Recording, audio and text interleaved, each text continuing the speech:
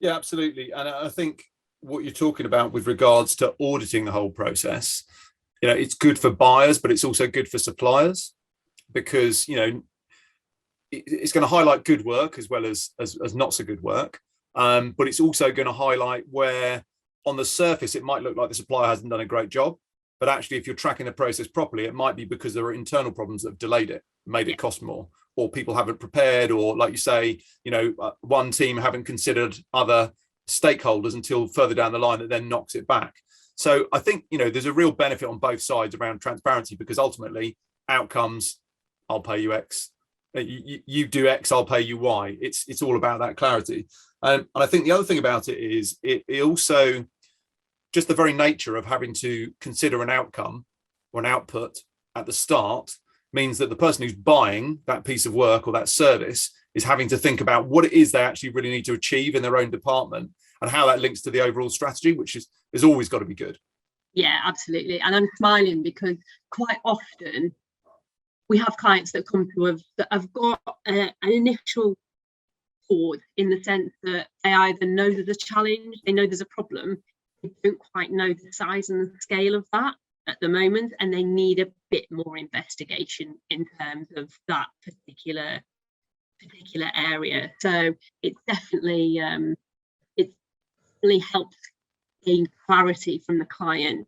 And quite often we will go through that discovery phase and they will actually then have their eyes open to a lot more areas that they've not thought about, or they will have greater clarity at the end of that, exactly what they want. And that allows them to reduce the overall cost because they've spent that time planning and preparing for that.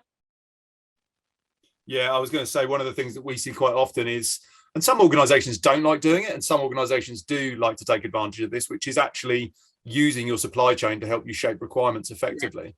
Particularly if you're doing it if they're doing it in a competitive process where they can take input from different sources, it can be hugely useful. But it's this whole thing of addressing your supply chain and seeing them as part of your extended capability as an organization.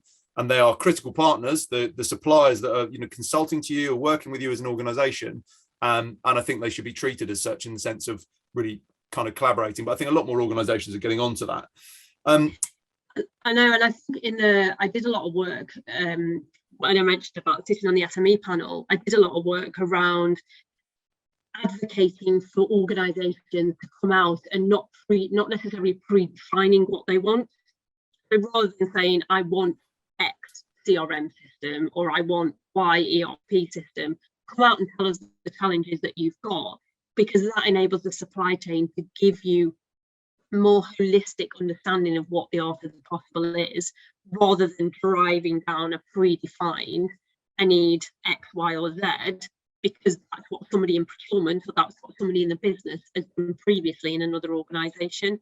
So it's being a bit more open with your supply chain about what are the challenges that you're facing, what ultimately you need to resolve. And if you've got a budget, also share that, because then that enables the suppliers to be a bit more open with you in terms of what the art of the possible is, fully understanding all of the constraints.